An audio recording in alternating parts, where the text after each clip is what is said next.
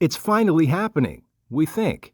NASA's often delayed launch of the James Webb Space Telescope is currently scheduled for Christmas Day, December 25th, but that comes after at least 2 delays in just the past week. The Space Shuttle Discovery with the Hubble Space Telescope, our window on the universe.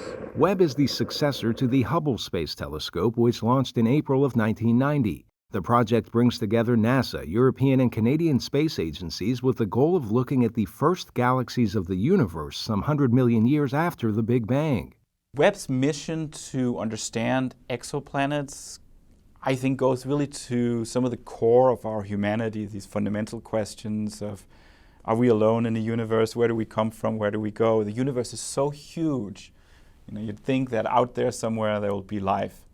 The telescope is so large that it has to be folded up to launch. It has a sun shield about the size of a tennis court to keep Webb's instruments a frigid negative 190 degrees Celsius or just 2 degrees above absolute zero. While its technology far surpasses its predecessor, experts say it's too soon to bury Hubble. First of all, the Hubble telescope's still operating and may operate for another 5 or 10 years if we're lucky.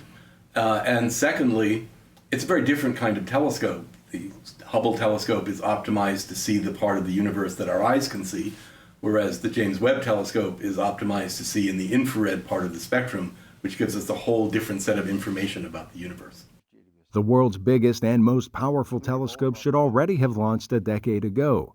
In that time, its cost nearly doubled to just shy of $10 billion. Ignition. In other news, SpaceX launched its 24th commercial resupply mission to the International Space Station. A Falcon 9 rocket carried a Dragon spacecraft that docked with the ISS about 22.5 hours after launch. Dragon carried cargo but no crew. And finally this week, Japanese billionaire businessman Yusaku Maezawa successfully added astronaut to his resume when he and his travel partner returned from a 12-day leisure trip to the ISS. The 46-year-old Maezawa paid north of $80 million for the journey, and he's currently looking for 8 people to join him for a lunar voyage in 2023. Arash, Arabasadi, VOA News. Being extracted from the